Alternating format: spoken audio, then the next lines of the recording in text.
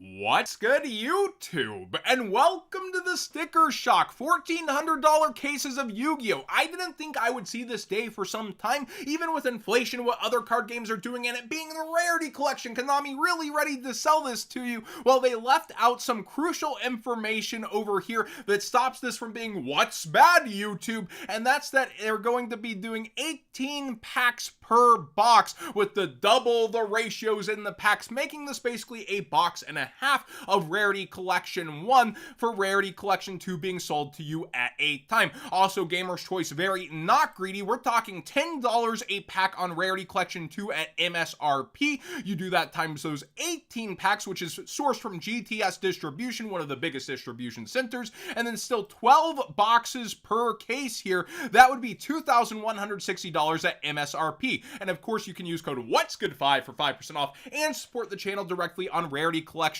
2. Now again, I think this might actually get kind of under-ordered for what it is despite the hype of Rarity Collection 1. I'm not a financial advisor channel. I don't know the future of card prices and where things will go, but I do know stores will be looking at this, remembering the past failures of Yu-Gi-Oh! Like Ghosts from the Past 2, and maybe being a bit more cautious with that upped price point. Also, where are the Super Chase cards besides hand traps, which can sell a set on their own, but Rarity Collection 1 had those, as well as like Talents, and they had Baroness. What are they going to fill in there? Because what they led with is nice, but it's not exactly the home run Rarity Collection 1 is. I still think I might get myself a case or two of this. I won't go 5 like I did with Rarity Collection 1. I might even limit myself to boxes. I haven't decided at this point, but I do think the pre-order window will be fine for this, especially with how upped MSRP is. It might be the best opportunity to get it sealed, especially considering where Rarity Collection 1 was still, a little bit up versus the typical MSRP.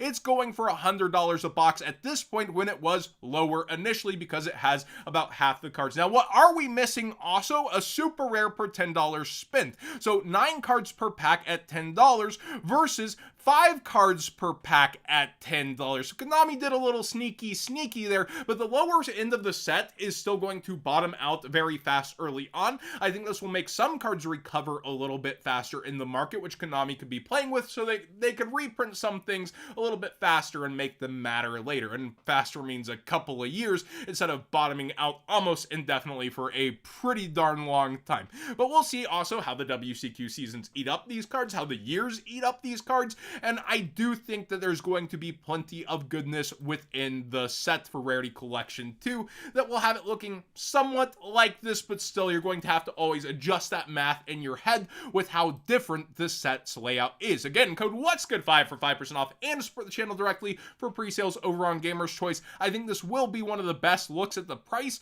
unfortunately, despite the sticker shock.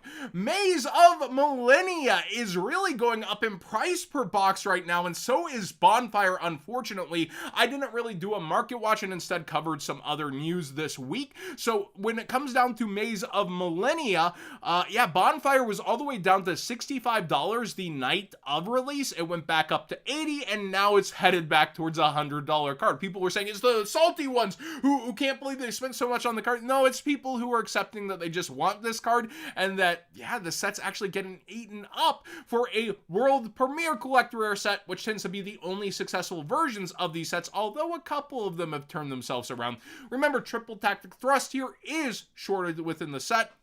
Transaction rollback is also an interesting one that is really up there in price that Labyrinth players want to have access to, as I understand. You also have Noble Arms Museum. It seems to be going up for the Flame Swordsman stuff. I've seen a lot of conversations on this as copium, that you have, the Noble Knight ladies gone, that this is just copium, but they're really low on listings, and now the ultra rare is becoming somewhat hard access and really going up there in price and selling out. Valiant Smashers got new support for all of its archetypes, multiple cards for each, and what really went up is the mementos, and you can see the prices for the collector rares skyrocketing, but so did the Valmonica, or is it Valmonica? I don't know. I haven't tried to pronounce that one yet. YouTuber murdering names as usual, and Centurion didn't move all that much despite new cards because it was already the maximum ceiling of the set, but what did shoot up is actually the prices of the boxes. Look at this going way up in price.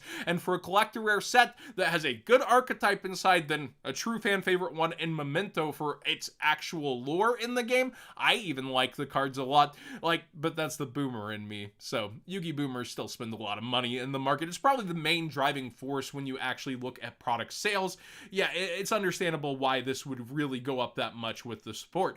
Raid Raptor Strangle Lania. So the support for Raid Raptors is almost here. Photon Hypernova, let's go. Well, people have been buying this one out like crazy, and it is towards a $8 card almost at this point. Out of Phantom Rage is a super rare. Pressured Planet had panic sellers after the reprint announcement for Rarity Collection. It really went down in price, and then it went right back up as people realized that's not going to be here for a while, and I want to play in the regionals. We have number 76 Harmonizer here, and numbers actually have multiple places in this market watch. It's going up also on the back of Cash Tira and is now back towards a $6 card, and its only version here is its ultra rare out of Battles of Legend Heroes Revenge. So we do have the Battles of Legend sets coming out. We'll have to hope for a reprint there maybe, but it's still not the most unaffordable card in the world. Dell Star's quarter century secret rare is way up in price. Be aware of that if you do have one. Still, even with Rarity Collection, people are going in on pieces like this for the modern metagames and really putting their money into their deck for the WCQ season. We also have Infernal Flame Banshee starting to go back up relatively fast towards $40. This is towards its top-ish end. It's been here before. It was going down. It's the one I've said to watch, so it'll be interesting to see if it kind of evens off or it really does go up there and play. There's so much potential for this card, but it is player brain versus what will actually happen brain, and we'll wait and see. But a ton of people are saying, yeah, get this, from what I'm hearing, and I don't disagree in terms of potential personally, which is probably why it's going that way. Then I had Rarity Collection already covered here, but I was just going through and looking at how card prices versus boxes really even out through the entire value of the set. So again, we're kind of looking at what is going to sell the lower end versus like props and talents. I want you to keep that in mind with Rarity Collection versus what is in there currently versus what was in here. I do think that Rarity Collection 2, again, will likely be very successful and maybe even under-ordered because of the price, but it is missing some of that oomph that Rarity Collection 1 had behind it. Number 3, Cicada King is the other number we were talking about with the Goblin deck. It seems to be going up quite a bit in anticipation to a whole $1. That's right, but there is only this one version out of Battles of Legend Armageddon, so be aware that while it's an ultra rare in there, sometimes ultra rares from these sets end up going up a bit higher than that. Thanks for watching today's Market Watch. Please subscribe if you haven't already. Give the video a thumbs up if you enjoy these conversations. Sometimes I try to say something while the sentence is coming out at the same time. Live editing done cheap. And seriously, let me know what you think of Rarity Collection 2, because I do like it so far. I like the packaging. I like the concept. I like the cards coming in it. I don't necessarily like how they've sold you an extra half a case within a case or extra half a box within a box, but at the same time, I kind of do think it sets it aside as a more of an even special feel of a set, a different layout for a box, and I think that can be good for it in the long run for a lot of different reasons. So I do think, again, that I like the set, but we'll have to wait and see announcement for cards and how it's going to pan out.